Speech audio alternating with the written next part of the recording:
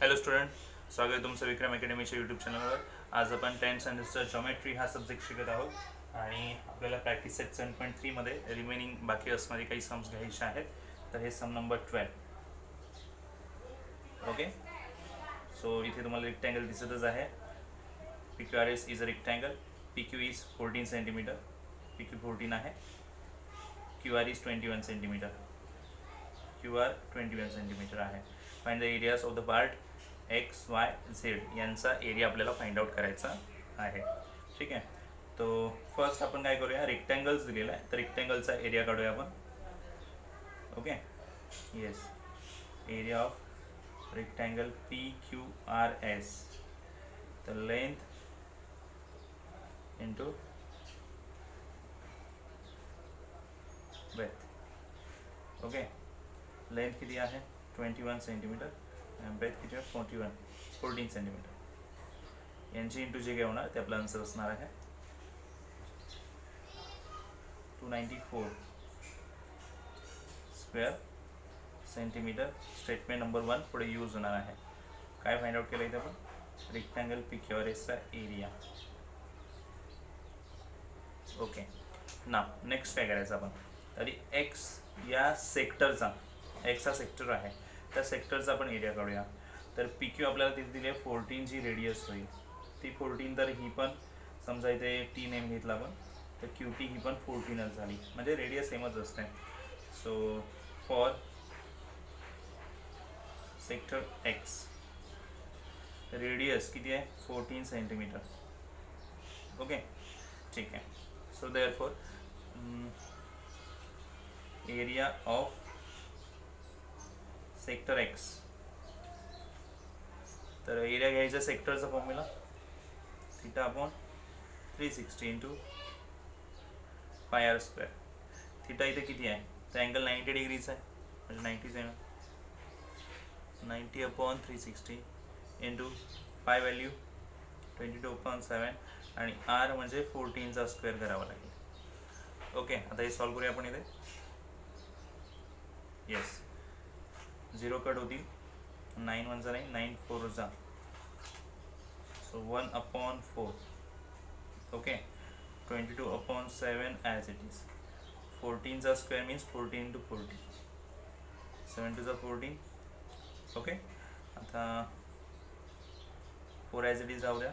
22 2 44 into 14 होईल. 4ने divide केलं तर 11. ओके, 11 इंटू 14 करायचं आहे.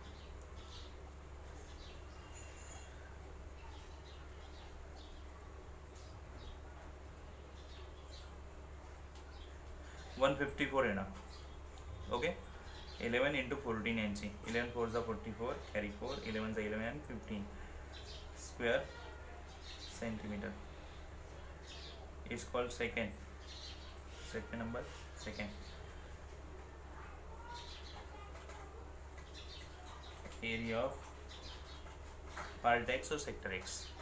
आता आपण सेक्टर वाय साठी जाणार आहोत. See the figure, sector Y, तर TR ही रेडियस हवी आपल्याला. कंप्लीट QR आपल्याकडे आहे 21 आणि QT ही रेडियस 14 आपण आधीच म्हटलं आहे. आता रिमेनिंग जर TR आपल्याला हवी असेल तर 21 मधून 14 लेस करू शकतो ना आपण. Yes, for sector Y radius is equal to QR minus QT.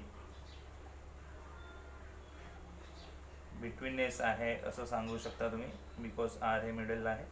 QR किती आहे 21, QT किती आहे 14 आणि फायनली यांची सबस्ट्रॅक्शन येणार 7 सेंटीमीटर रेडियस येणार आहे सेक्टर वायसाठी.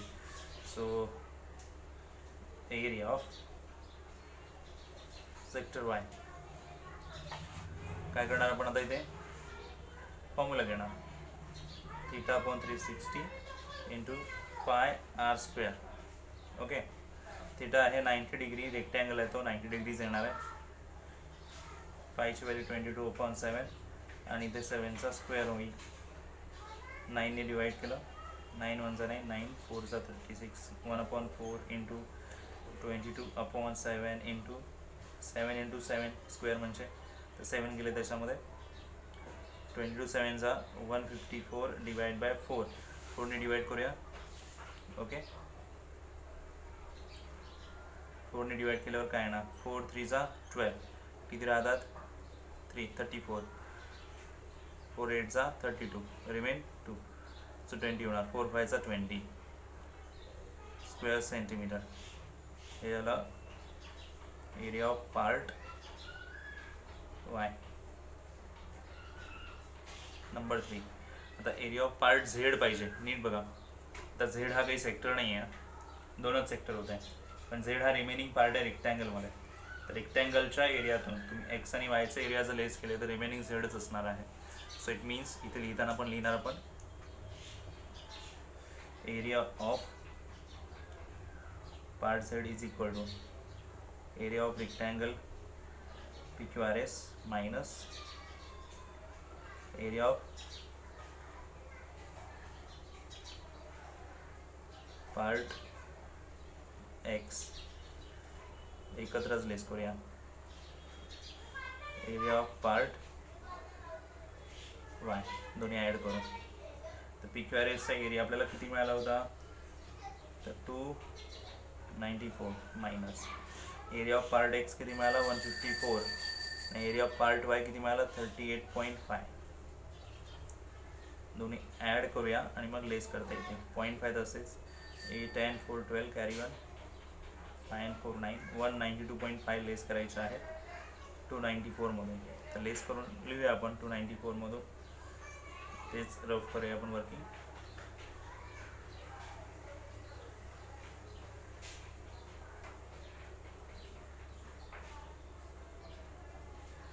(101.5 स्क्वेअर सेंटीमीटर हा आपल्याला एरिया ऑफ झेड मिळाला.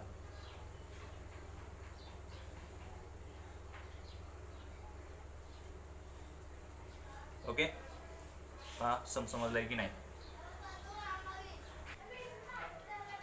हॅलो स्टुडंट्स, नेक्स्ट सम आहे question number 13. Okay triangle LMN is equilateral triangle. Okay LM is 14 centimetre म्हणजे वन साइड 14 सेंटीमीटर आहे. 3 sectors are drawn with vertices as a centre आणि 3 sectors draw केलेत वर्टायसेसचा use करून as a centre. L हा centre घेऊन एक sector, M हा सेंटर घेऊन एक सेक्टर, N हा सेंटर घेऊन एक सेक्टर म्हणजे असे 3 सेक्टर्स आहेत इथे. अँड रेडियस आहे 7 सेंटीमीटर. टोटल साईड 14 सेंटीमीटरची आहे. ओके रेडियस 7 सेंटीमीटर प्रत्येकाची म्हणजे 7 7 ही 7 7 7 7 म्हणजे सगळ्यांचे रेडियस सेमच आहेत सगळ्या सेक्टर्सच्या. सगळे सेक्टर कॉन्ग्रंट होणार म्हणजे ठीक आहे. सो ट्रायंगल LMNचा एरिया फाइंड आउट करूया. तर हा इक्विलॅटरल ट्रायंगल आहे म्हणून आपण फाइंड आउट करताना इक्विलॅटरल ट्रायंगलचा फॉर्म्युला यूज करूया. एरिया ऑफ ट्रायंगल LMN काय येणार आहे तर √3/4 इंटू साईड स्क्वेअर हा फॉर्म्युला. व्हॅल्यूज ऑलरेडी इथे आहेत म्हणून मी पुन्हा लिहिल्या नाही आहेत, पण तुम्ही व्हॅल्यूज पुन्हा लिहा आणि मग सॉल्व करायला घ्या. सो √3/4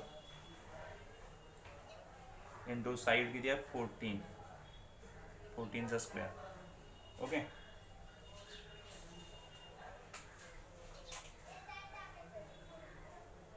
14चा स्क्वेअर म्हणजे 14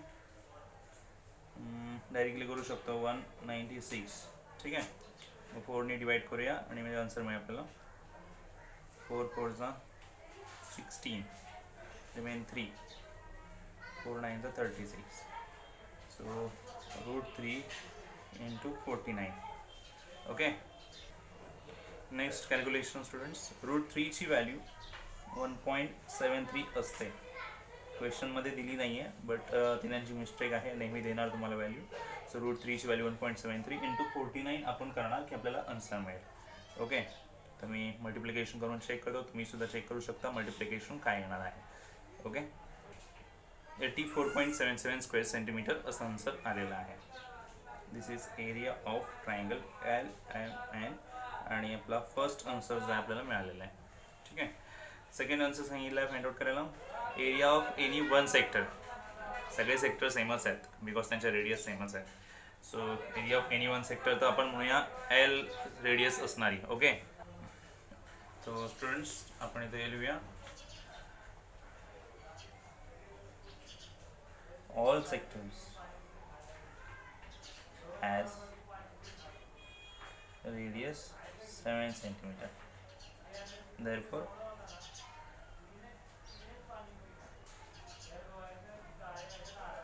sector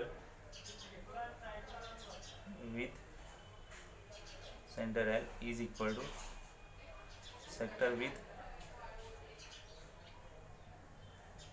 center M is equal to sector with